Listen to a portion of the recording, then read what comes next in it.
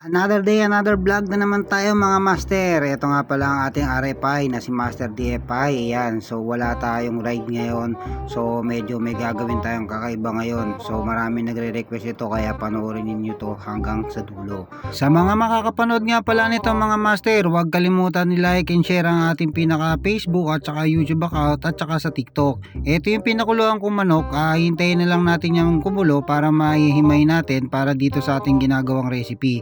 So ito yung tatlong sibuyas na pinrepare natin at saka mga bawang. Nandito yan at sisimulan ko ng maghiwa ng mga sibuyas.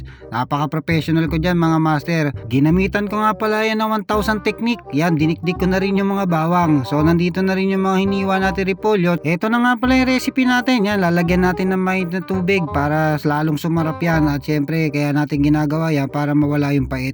Tignan na natin yung pinakuluan natin mga master. Ito inahango ko na dahan-dahan kasi medyo mainit kapag paso. After natin hanguin yung mga master, ito sinisimulan ko nang tanggalin yung pinaka chicken para mahiwalay sa buto. Bali sisimulan ko na, ito na nga pala yung kawali na minana natin sa lola natin. Ito bubuksan ko na yung apoy para makapaggisa na tayo at para maipakita sa inyo kung anong dapat natin gawin. Maglalagay nga lang pala ako ng cooking oil dito mga master para makapag-ready na tayo at makapaggisa na tayo ng ating mga hiniwa.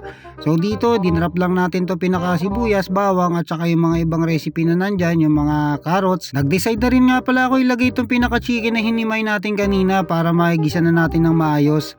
After nito ihalu-haluin lang natin yan para maging golden and brown. Papahuli ba naman si Master D, kailangan may flex din tayo dyan habang nagluluto. Kaya etot pinapakita ko sa inyo kung paano huluin. Ilalagay ko na nga rin pala mga master tong repolyo na hiniwa natin kanina. Ayan kasi yung pinakasahog nyan para maging masarap tong niluluto natin. Ibuhos na rin natin yung pangmalakasan nating sabaw na ginawa natin kanina. Ito yung pinagpakuluan ng mga manok. Ito para masarap na yung pinakalasa.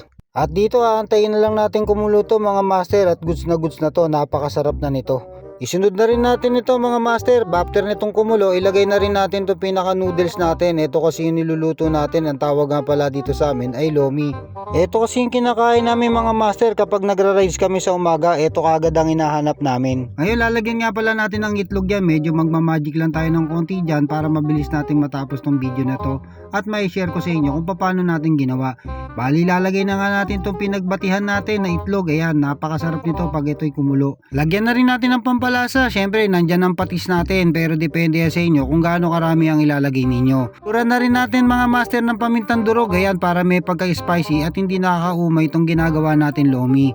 After nyan halu-haluin lang natin yan kapag kumuluto ox na to. So yun guys, ang ating pinaka-version ng lomi. Ito. So ayan, napakasarap yan. Actually luto na to at syempre titikman na natin to, and then maraming salamat sa mga mag-share nito at sana nagustuhan nyo kasi nag-request lang talaga sa akin yung iba na master magluto ka naman, di puro rides ka.